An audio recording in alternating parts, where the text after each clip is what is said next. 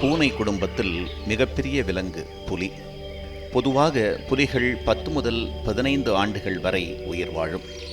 அடர்ந்த வனப்பகுதியில் அமைதியாக வாழும் இந்த புலிகள்தான் காடுகளில் பல்லுயிர் பெருக்கத்திற்கு வழிவகை செய்கின்றன.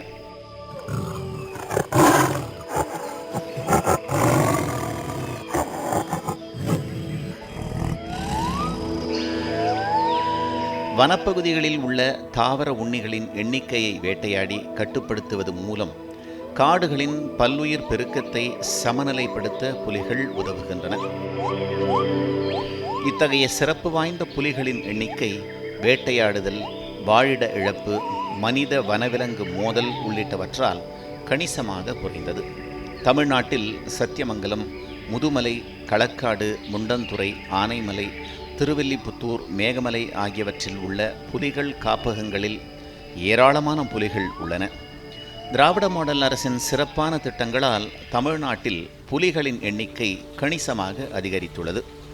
தென்னிந்தியாவிலேயே முதன்முறையாக தேனி மாவட்டம் மேகமலை அருகே 38.5 ஏக்கர் நிலத்தை தனியாரிடமிருந்து கையகப்படுத்தி புலிகள் சுதந்திரமாக நடமாட வழிவகுத்தது தமிழ்நாடு வனத்துறை. மேலும் ஆக்கிரமிப்பை அகற்றுதல், பழங்குடியினர் உதவியுடன் புலிகள் வேட்டையாடப்படுவதை தடுத்தல் உள்ளிட்ட நடவடிக்கைகளால் தமிழ்நாட்டில் புலிகளின் எண்ணிக்கை கணிசமாக அதிகரித்துள்ளது. ஒரு அடர்ந்த காட்டில் தான் புலிகள் வாழும். புலிகள் வாழும் பகுதியில் அந்த அளவுக்கு மான்கள் இருக்கணும், காட்டு மாடு இருக்கணும். இதெல்லாம் இருந்தால் தான் புலிகள் வலிமையாக இருக்கும். இன்றைய ரீசெண்டான நம்ம கணக்கெடுப்பில் பார்த்திங்கன்னா புலிகள் எண்ணிக்கை நாளுக்கு நாள் கூட்டிகிட்டு தான் வருது. அப்படின்னா நம்ம காடுகள் வளமுள்ள காடுகளாக மாறிட்டு இருக்குது. அதனால தான் தாவர உண்ணிகள் அதிகமாக இருக்கிறதுனால தான் இன்றைக்கி புலிகளும் அதிகமாக இருக்குது. முக்கியமாக நம்ம தமிழ்நாடு அரசு எடுத்த நிறைய சீரியஸான திட்டங்கள் பார்த்திங்கன்னா இன்றைக்கி புலிகள் மேலாண்மைக்கு மிக முக்கியமான பங்காக இருக்குது.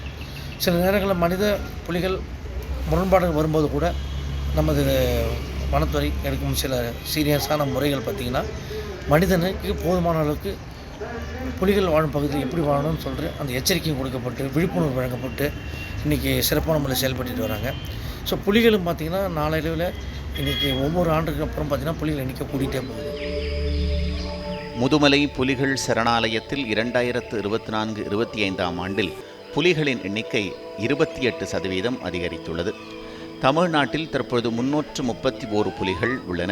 அதிகபட்சமாக முதுமலை பகுதியில் 165 புலிகளும், சத்தியமங்கலத்தில் 112 புலிகளும் உள்ளன. நீலகிரியில் உள்ள வனப்பகுதியில் மட்டுமின்றி தற்போது தேயிலை தோட்டங்களிலும் புலிகள் எந்த அச்சுறுத்தலுமின்றி வாழ்ந்து வருவது இயற்கை ஆர்வலர்களுக்கிடையே மகிழ்ச்சியை ஏற்படுத்தியுள்ளது. உலகத்தில் டைகர் ஜாஸ்தியாக இருக்குது இந்தியாவில் தான். இந்தியா தான் ஹோம் ஃபார் டைகர்னு எடுத்துக்கலாம். இப்போ அதில் எஸ்பெஷலி நீலகிரிஸ் எடுத்துட்டிங்கன்னா நம்ம டைகர் பாப்புலேஷன் ரொம்ப ஹையாக இருக்குது. அது எப்படி ஆச்சுன்னா நல்ல ப்ரொடெக்ஷன் ஃபாரஸ்ட் டிபார்ட்மெண்ட் கொடுத்ததால டைகர் பாப்புலேஷன் நல்லா இருக்குது. புலிகளை பாதுகாக்க வேண்டியதன் அவசியத்தை வலியுறுத்தி பேரணி, குறும்படங்கள் உள்ளிட்டவை மூலம் பொதுமக்களுக்கு விழிப்புணர்வு ஏற்படுத்தப்பட்டு வருகின்றன. வனப்பகுதி பசுமை மாறாமல் உயிர்ப்புடன் இருக்க அங்கு புலிகள் வசிப்பது அவசியம். புலிகள் வசித்தால்தான் காடுகள் உருவாக முடியும்.